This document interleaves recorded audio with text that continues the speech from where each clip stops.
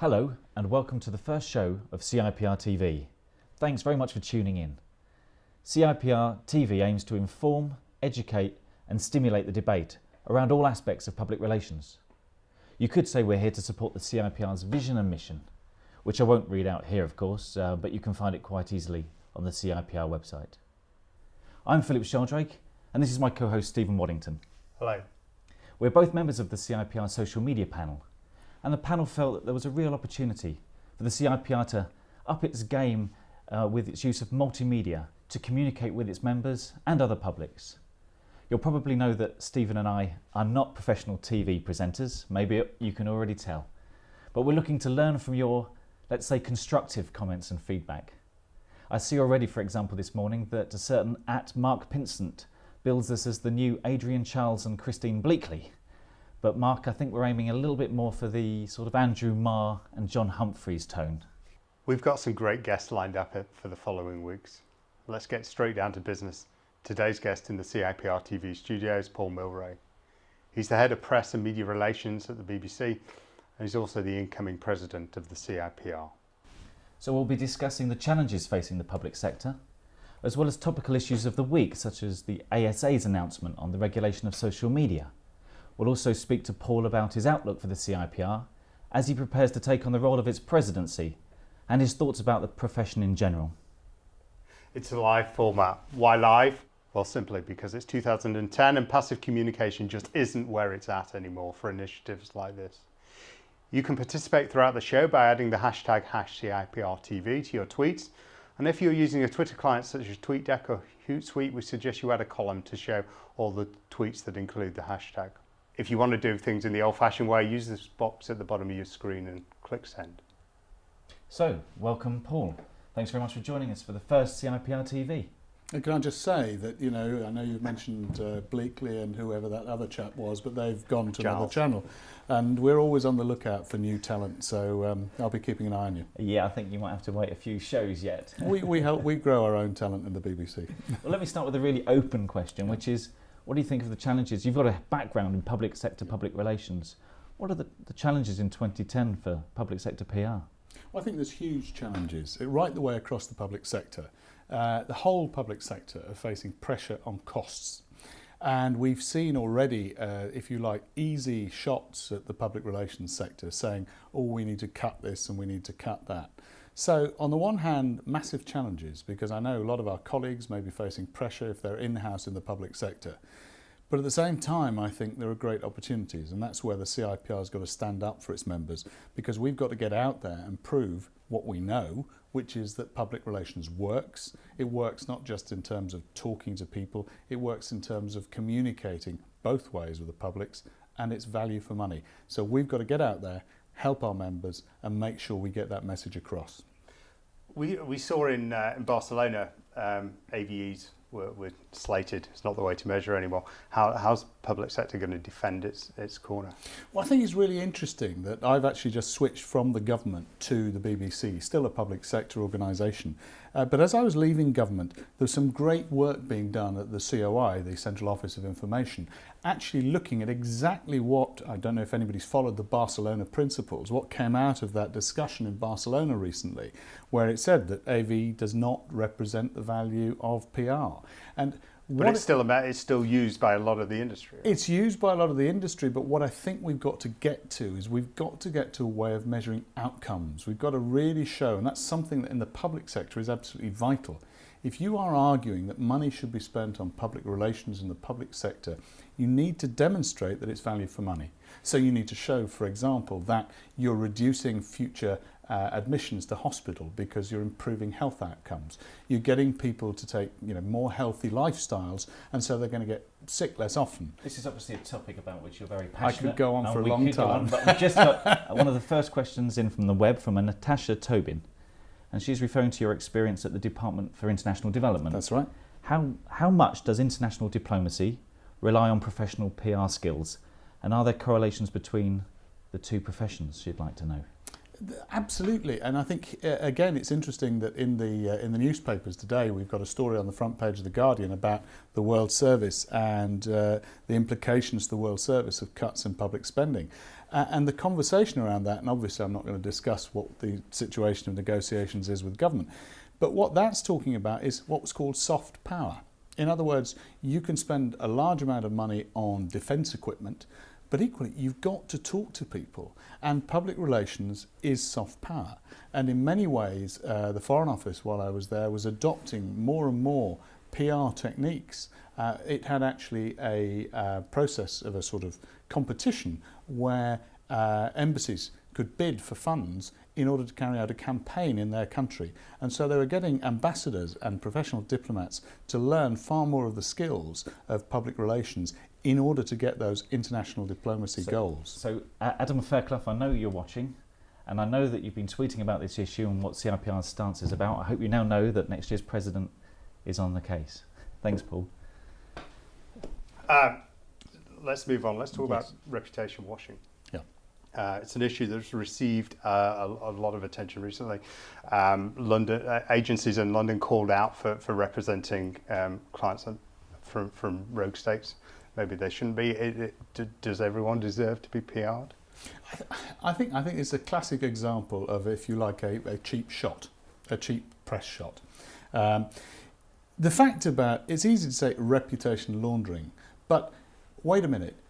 If you're in a country where the government is if you like, a rogue government, do you as a citizen deserve to be ignored just because the government is behaving badly? So therefore, does that mean that PR companies shouldn't help, for example, promote sustainable tourism that puts money back into the country, or doesn't help, for example, to promote the sale of produce so that people on the ground can earn money? So that's one example where PR is absolutely essential. But you've also got other examples where PR can actually be vital in building democracy. Just because a country has a government in power which is not acceptable, and again, we'll come back to who decides whether it's acceptable or not. But does that mean that nobody in the country has any legitimacy? What about other parties? What about pressure groups? What about consumer groups? What about registering people to vote?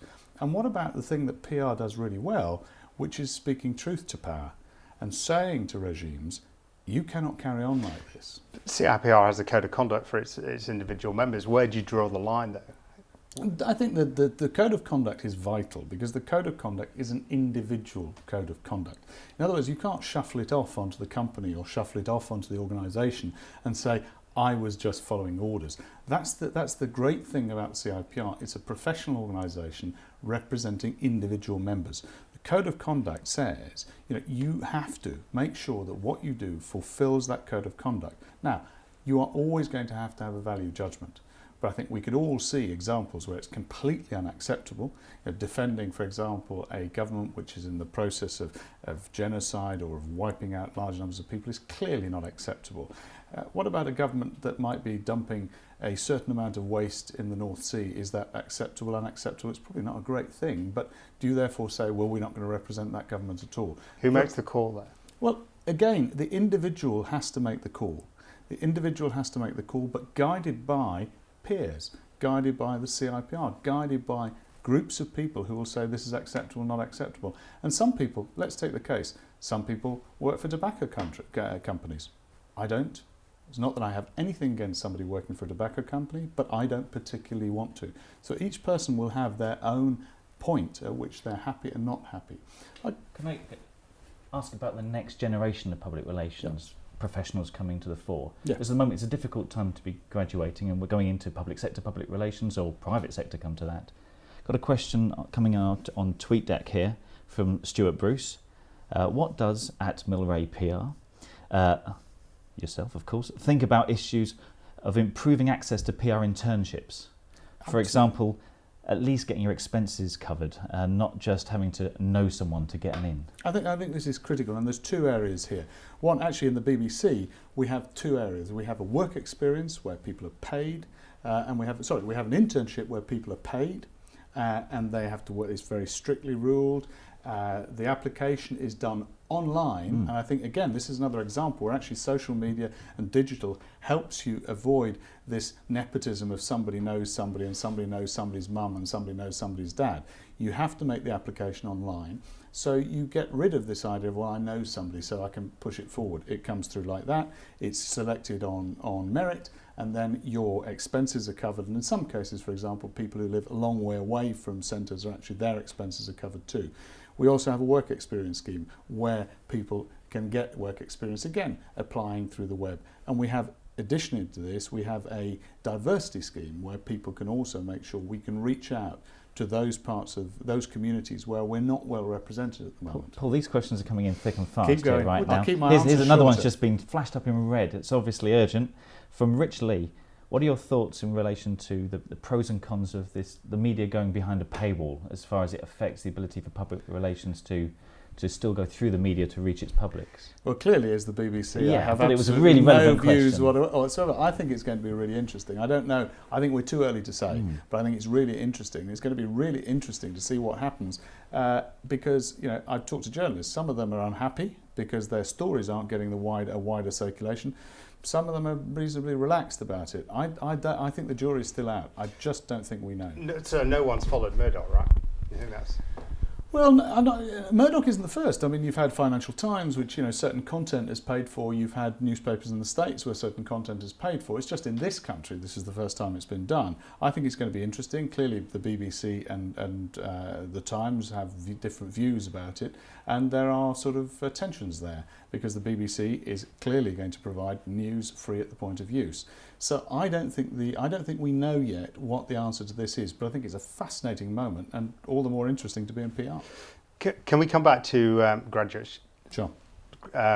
We've seen a huge crop of graduates come onto Yeah. the market this year. There's ever more PR courses Yep. around the UK and journalism courses. Yep. What should recent graduates be doing to get the attention of prospective employers? Well, you know, it's always going to be, it's particularly difficult at the moment, and it's particularly difficult at a time when, you know, the public sector is also turning down, and that people in the public sector are going to be looking around. And we just know anecdotally from when, you know, putting out adverts for jobs, the number of people applying. The only thing I can say is, one, keep going, and two, we at the CIPR have to look at ways of making sure that those students who've done CIPR qualifications, done diplomas, done certificates, can really make that worth something and get it up there when they go for jobs. And a question just come in relation to this, that also something close to your heart, I know. It's from Sarah Stimson. The CIPR's State of the Industry report clearly demonstrated the lack of ethnic diversity in the industry. And what, therefore, are the plans at the CIPR to help tackle this issue? Well, this is something that I want to make a big thing in my year. It's interesting, it's actually, and the only thing I correct is that whilst there are issues about diversity, it's not as simple as saying it's just ethnic diversity. We have a reasonable representation of Black Caribbean numbers, and we have some individuals from that community who've reached the top, but we still don't have the right representation. We're appalling at disability. Absolutely awful. We should be ashamed of ourselves. In the Asian communities, we really aren't doing well at all. But also in terms of women, Gender-based is a big issue. Right? yeah, gender.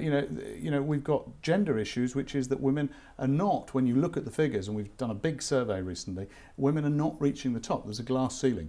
I mean, I'm delighted that we've taken one small step on that point because we've just appointed the new chief executive of the CIPR, and it's a woman, Jane Wilson. She got it because she was fantastic, energetic, brilliant, and not. You interviewed her, right? Well, Yeah. she's great. I interviewed her. She's fantastic.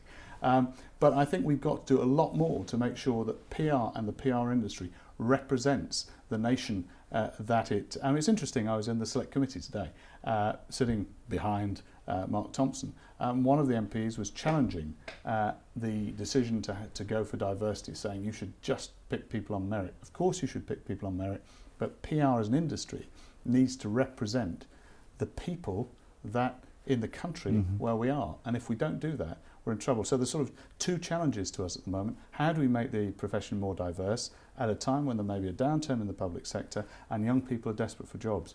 It's a big challenge. At a time when all the skill sets are changing Absolutely. as well. I've just had Brass Agency So through on Twitter. Good question here, close to Yeah. my heart. It's something I certainly look for in graduates coming to my agency for interviews.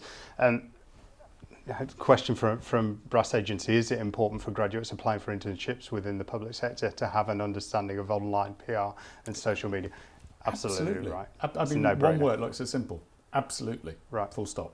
So tell us about your own digital social media profile. You use Twitter, right? I use Twitter, Facebook, LinkedIn. I've actually got 4 Twitter accounts, but there's one main Twitter account. Why is that? Because actually it's interesting. I use one of them. I teach at the Open University and I teach management, and I use that specifically to tweet to my students. I have a small group of people to tweet them references. I could use Delicious, I could use Digit, but it seems to work for my students. Maybe some of whom are not quite as using all the tools that they should be. And I just think it's absolutely essential. And in everything I've done in the public sector, one of the problems is if you go through the mainstream media, you have a very narrow funnel that reaches a relatively small number of people. If you're talking about issues in Department for International Development, about international poverty, there are lots of people out there who are interested. You don't necessarily reach them through the mainstream media. You have to reach them through social media. We did whole sets of things from Oxfam days right the way through to DFID, and we're going to be doing it again in the BBC. Just for example, getting out there and doing videos, giving people, we did this is now, I'm not telling you how many decades ago, but we actually went out into refugee camps and gave kids small cameras, and the kids in the refugee camps took their own pictures and we put those up. Now that's the sort of thing that you can do with social media. You can do anything with social media. So we've almost closed the loop on reputation laundering, because increasingly we're seeing that NGOs are giving this sort of kit to... Absolutely. There was a wonderful... Nice close of the loop there, Mr. Waddington. There's one wonderful piece there. You talk about reputation laundering. One of the issues in schools, I think in Uganda, was, were the teachers turning up to school? And so what did? They gave kids digital cameras with timestamps on them and got the kids in the classroom to take pictures of the teachers teaching. What an amazing use of digital media to make sure things work. Fantastic. We have 3 minutes left. Would you believe it's just time's flying? I'd like to spend those 3 minutes on looking those 3 minutes on looking at 2011, your aspirations for the CIPR. What have you got planned? Well, we've got we've already talked about diversity. Mm-hmm. Diversity's got to be mainstream through everything we do. We've got to make sure that we're reaching out to everybody across the population and in the industry. And we've got to turn the CIPR, as it should have been and as it has been in the past, but perhaps dipped away from it. It's got to be there for its members. And I think we've got a whole series of plans, not all of which I can reveal, but we will be working very closely to make sure that we're providing support in the public sector.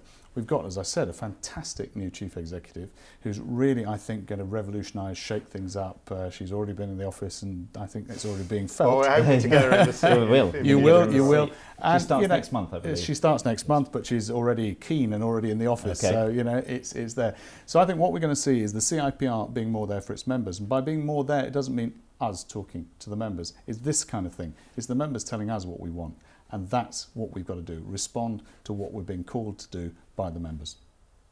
So, in terms of what's the biggest challenge for the public relations industry at the moment? One of the big challenges just come over the horizon is the Advertising Standards Agency saying that they should have a little bit of a regulation role over social media. What's happening This is there? a classic example where they did not talk to the public, the CIPR. They should have done. We've made it quite clear and quite strongly that this is not the way forward.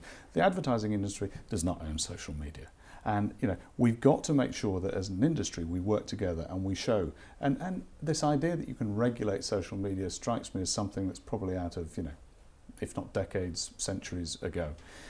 We need a different approach to social media, and the approach that's being proposed by the ASA is not the right approach, and I think we made that clear. But the good news is we've got a meeting next week, right? Meeting the ASA next week to, I guess, respond to their concerns, because on the face of it, their concerns, it's mother and apple pie, it's straightforward, they're concerned that people are getting misled by social media, but at the same time, put the other side of the story, which is daylight, as they say, is the best disinfectant. I think social media is socialising organisations so that they can respond and open up in ways that they never could in the 20th century. Absolutely, that's exactly PR. I think the idea of control and social media, there's a little bit of a tension there. And I think what social media does, which is linked into public relations, is open things up, get people to say what they want. That's so important. Well, on that note, I'm just going to finish with a tweet in from Barry Legater, who's the Executive Director of AMEC. We referenced measurement and evaluation. And Barry said, great initiative, nice work, which is fantastic. So on that note, we've run out of time. That's all the time we've got for this show, but of course we'll be back in exactly 3 weeks on the 29th, 5 o'clock. I love saying live at 5, so I've just been able to say it once more again. We hope you've enjoyed it. Please keep tweeting #CIPRtv with your comments and feedback. Our thanks to Paul Mylrea for joining us, and we'll be back, as Phil says, in 3 weeks, where our guest in the CIPR TV studio will be the PR legend, that's what it says here, Mark Borkowski. We look forward to it.